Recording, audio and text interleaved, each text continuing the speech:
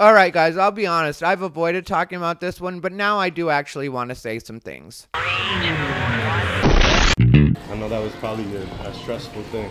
You think? Yeah, I'm sure. Yeah. Do you feel like, that people, there could be some damage done, to the career, off of this? Because it's behind you now, but like, is that something? Oh, I lost everything. All my gigs gone. Really? Everything gone. So, I mean, are you? I mean, that's what I'm saying. Like, this is that's a bad look. But now that they changed face, I do don't you feel know, like bro. you regain your? I don't have no job. Well, look. I don't have no job, bro. That's not good. That's not good. We love you. What's up, everybody? Thairivera here, the absolute best LGBTQ comedian in the world. So, in case you're wondering why it sounds like I'm chewing on candy or possibly like I'm deaf, it's because I just recently got my flipper. I'm learning to speak with it again. I hope you guys can bear with me while I'm figuring out this situation. But here's the deal. Tiffany has settled with the family, and there was a statement made by Jane Doe, who was representing both her and her little brother John Doe. Jane Doe, I believe, is 22 now. The little boy is 14 now. He was 7 at the time. She was 14 at the time. The statement that they put out was, my family and I have known Tiffany Haddish for many years, and we now know that she would never harm me or my brother or help anyone else do anything that could harm us. We wish Tiffany the best, and we are glad that we can all put this behind us. Okay, and I've been hesitant to talk about this because, full disclosure, me and Tiffany were very cool when I was back in LA. I wouldn't say we were good friends in the way that we talked on the phone or anything like that, but she was very helpful to me. She was always a super sweet person. There was a time at the All Deaf Digital Movie Awards where the teleprompter went out. They hadn't told me about a particular cue. Tiffany jumped up on stage and basically bailed me out with being Tiffany and being fun and silly. And so I've been very hesitant to talk about this. When I originally heard this about her, I didn't want to believe it. I didn't want to believe it at all. And really, I watched the skit several weeks ago when people were talking about it just because I like Tiffany so much, and I wanted to just jump on and make a video defending her and be like, this has been overblown. I watched the skit. It wasn't as bad as they're saying. People are blowing it out of proportion. People are being overly dramatic. I wanted to say all of that. I immediately wanted to make a video about it. And then I watched the skit and I was like, this is terrible. And I don't mean comedy terrible, like funny terrible. I mean, it was just, to me, was indefensible. I didn't know how I could look at that and then be like, oh no, you guys have it all wrong. That's not at all what it was. It didn't seem like grooming in any way. It didn't seem like they were using this little boy in an exploitative way. I couldn't say any of that. So really, I just chose to keep my mouth shut at that point because I thought that was the better option, where I wouldn't have to betray Tiffany as a friend, and I also wouldn't have to come on and say some stuff that I knew I couldn't stand behind. And so my best course of action at that time was just to put that on the back burner, keep an eye on it, and see how it shook out. I was hoping that there was some way that maybe Tiffany could explain it. And now with the settlement, we'll probably never get that explanation. But I will tell you guys about how I feel about the way it all went down, why I think things have turned out the way they've turned out, and who I really would put the blame on. I'll also be honest right now and tell you that I don't like Aries Spears. He's always rubbed me the wrong way, not literally, but just always I felt like he's just a trash person, in my opinion. And I've also had friends, like one friend in particular that was working for him one weekend, was supposed to work for him one weekend, was super excited about it, and then he got there and he was told that he could not work for Aries that weekend because he was black. And I've seen where Aries Spears has said that it's just a certain type of black comic that he doesn't want working for him. My friend is not what you would call a stereotypical black comic or a Def Jam comic or anything like that. And then my personal dealings with him is he's always just weird. I've done several shows with him. We never speak, but he's always just skulking around and he refuses to talk to anybody. And I'm not sensitive like that, so it's not like you have to be the most friendly person in the world, but he just seems to really be that person. And with the Lizzo situation, I don't feel either way about Lizzo. I do like her music, but I'm not what you would call a stan. But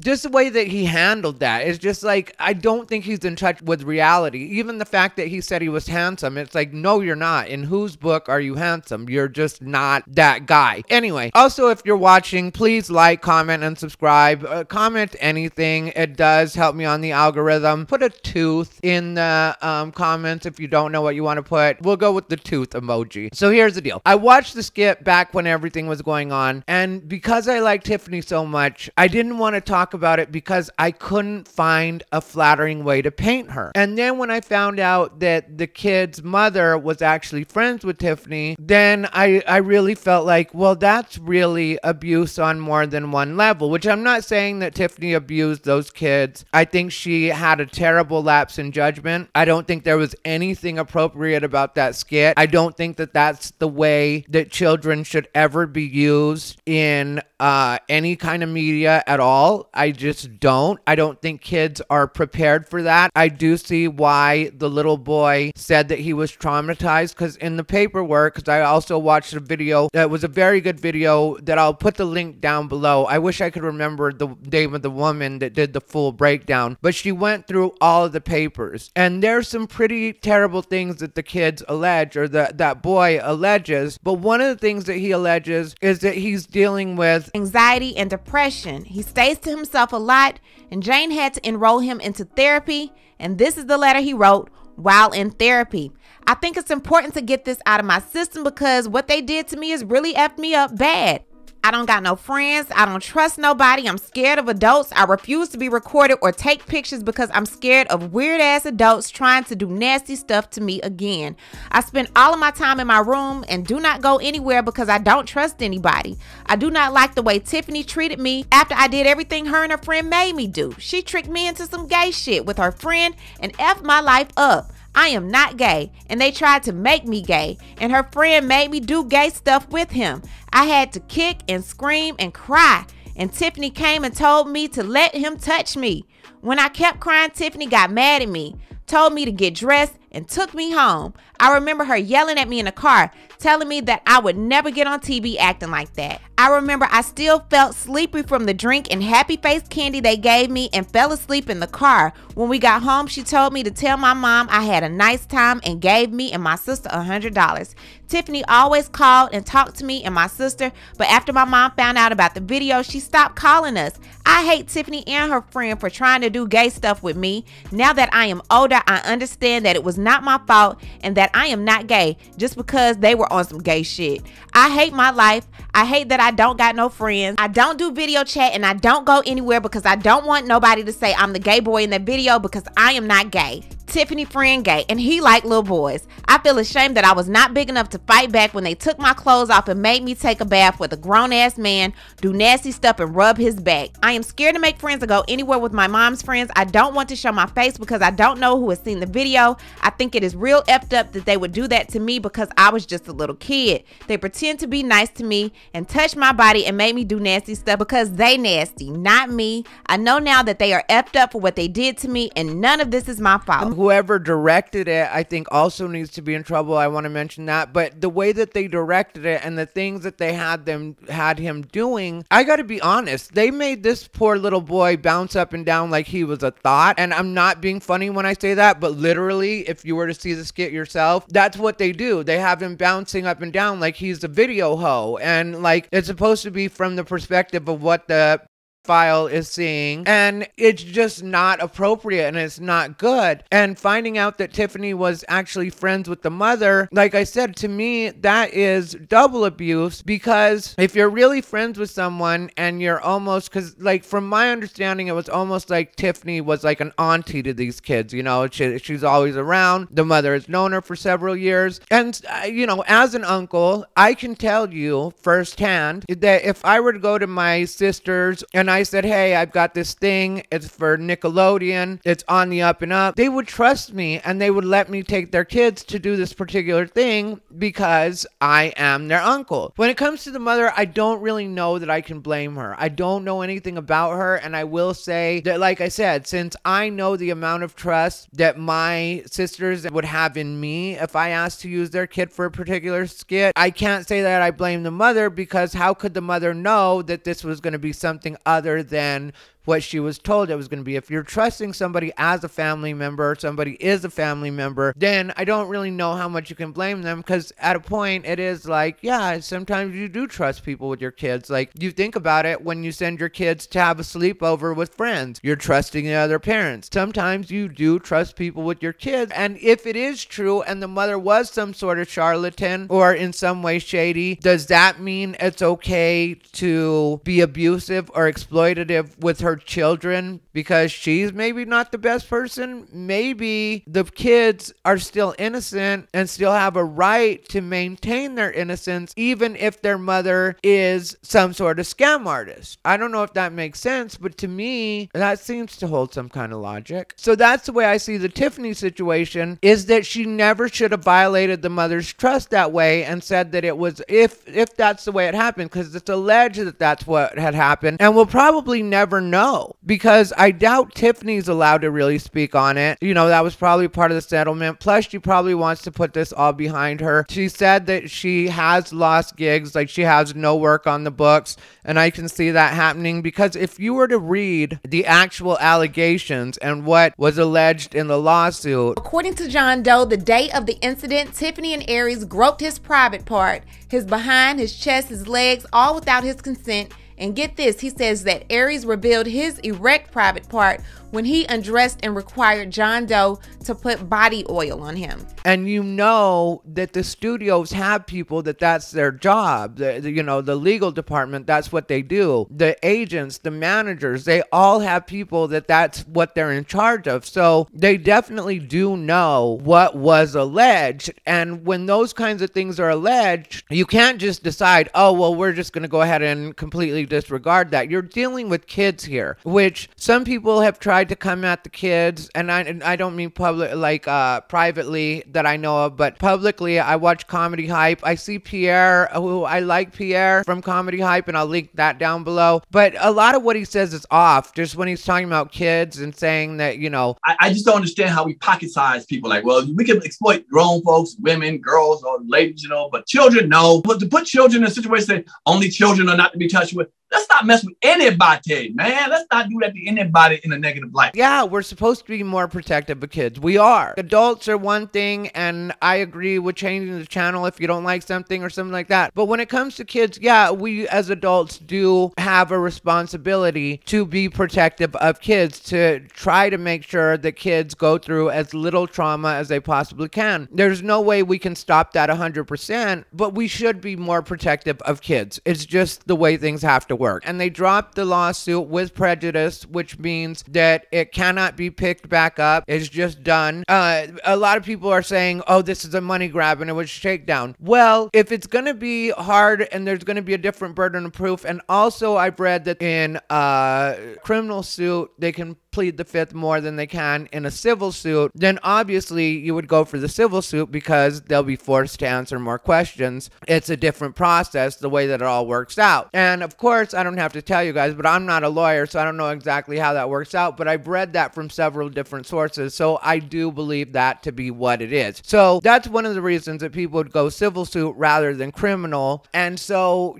then at that point, it's like, if you're dealing with having to go to therapy, then yeah, you do want to get some money to be able to cover everything that's going to take. If it's completely altered your life, which is fully believable when you're dealing with kids, you're dealing with very young people that they're not actors. They're not making choices as actors. I'm sure in order to get a 7-year-old to do the things that they were having this kid do, which at one point was touching a toy train in a suggestive way, which you can imagine the suggestive way that they had him. You have to fully coach him through this. And so when you know that and you're seeing this happen, if you're on set, then there's got to be a way that you got to be like, no, this isn't just an adult that's decided to do these things in this particular way. This is a kid that you've walked through this process of what you wanted them to do. And I feel like as soon as this was brought to Tiffany's attention, I think she should have just settled right away. I'm sure she had the money for it then, just like she had the money for it now. Whatever it was she gave to them, whatever it was they got, she was doing even better and had even more before all this happened. And it does make me question the motivation of her story changing, because before you were saying it was a shakedown and now you've changed it to... What was the worst part of this whole situation?